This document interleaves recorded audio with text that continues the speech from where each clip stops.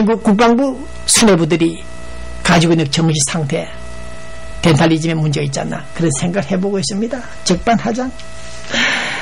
어선이 군함 피해를 당한 증거물들을 수집하고, 어선이 말이죠, 그런 시스템도 없는 해군들 첨단 무기를 도입한다고 국민 세금 수십조를 쓰면서도 비상시 어떤 대책을 해야 되는가, 대응을 해야 되는가도 모르고 있는 이 국방부 능력을 볼 때 전시작전 통제권의 환수가 빠르다, 시기상조다, 그 점 인지하지 못하고 있는 이 국방부에 대해서 오늘 본 기자는, 기자가 이 카메라 앞에서 퍼부을 수 있는 최대한의 용어를 다 사용해서 퍼붓는다. 당신들은 군인들 아니다.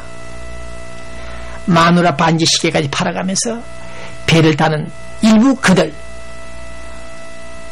문민정부 김영삼, 김대중, 노무현 정부의 3대 시대에서 적군이 누군지, 주적이 누군지, 국방태세의 기본이 무엇인지도 모르고 있는 인간들,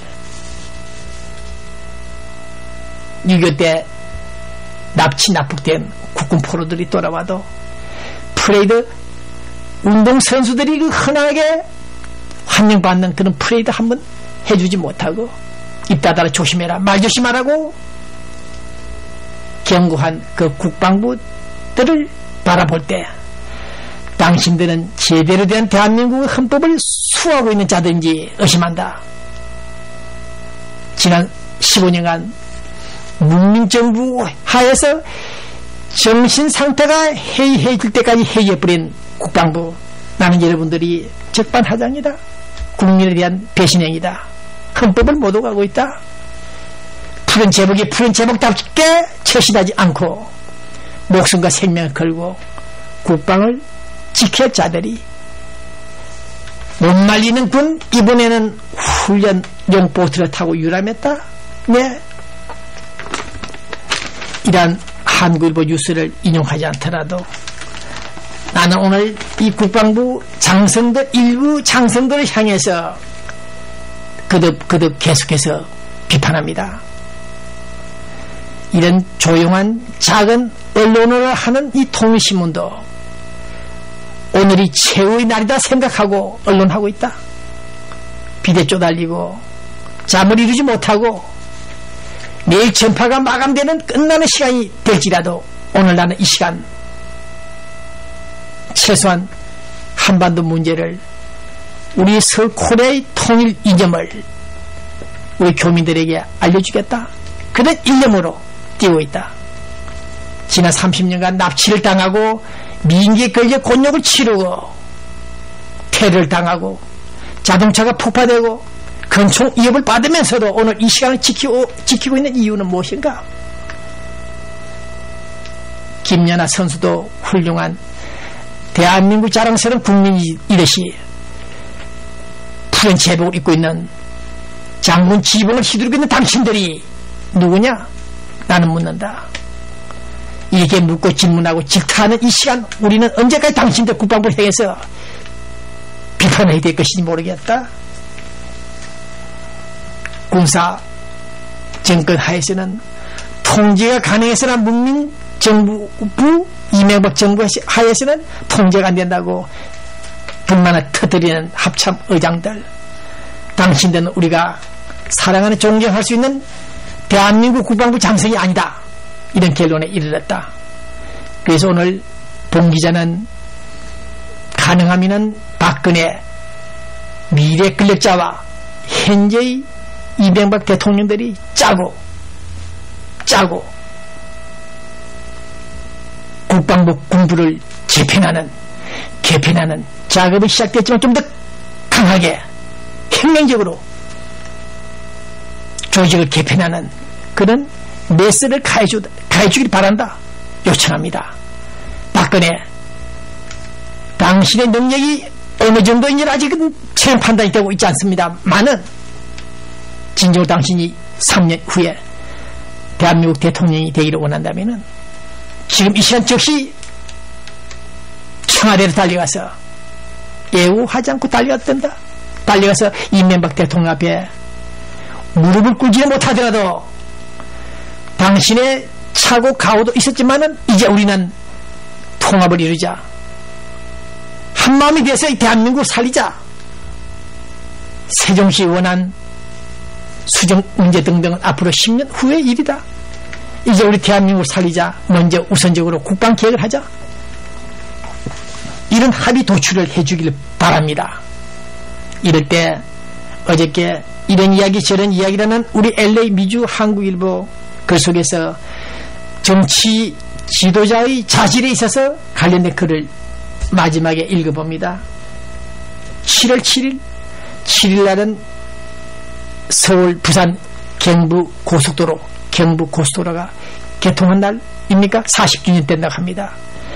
그때 박정희 대통령이 고속도로를 뚫으려 하자 김영삼, 김대중 이 문민들, 이 잘난 문민 대통령 출신들 그 당시 그들은 안 된다.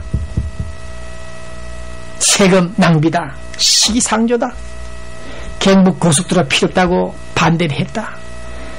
그때 고작 1만 대 차량이 운행될 때 그들은 그것을 판단을 못하고 반대를 했다. 그러나 지금은 100만 대가 하루에 통행하고 있다.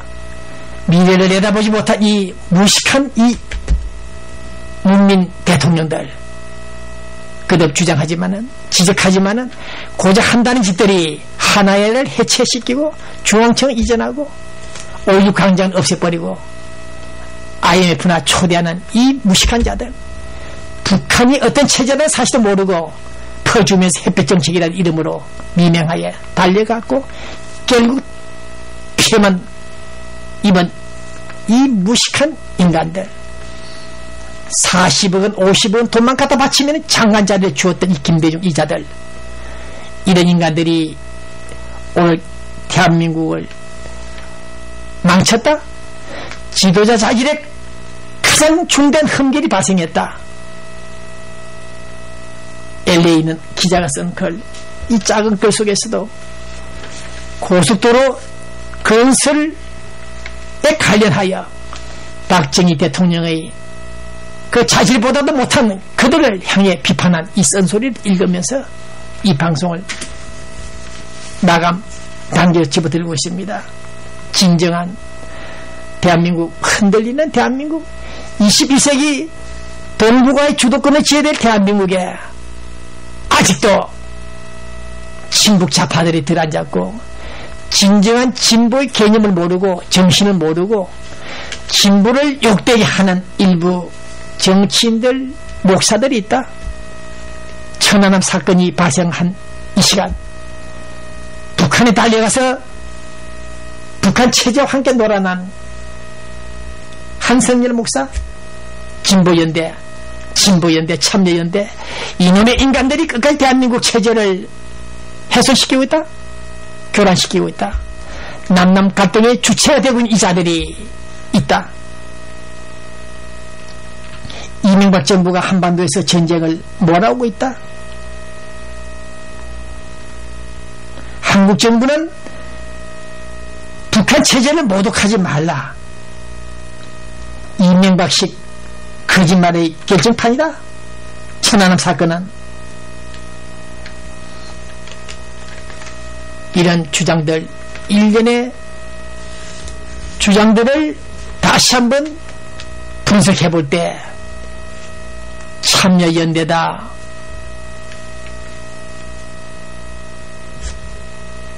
진보를 가장한 이 소위 진보연대들이 우리 대한민국 국익을 훼손 피해 사례를 가중시키고 있다.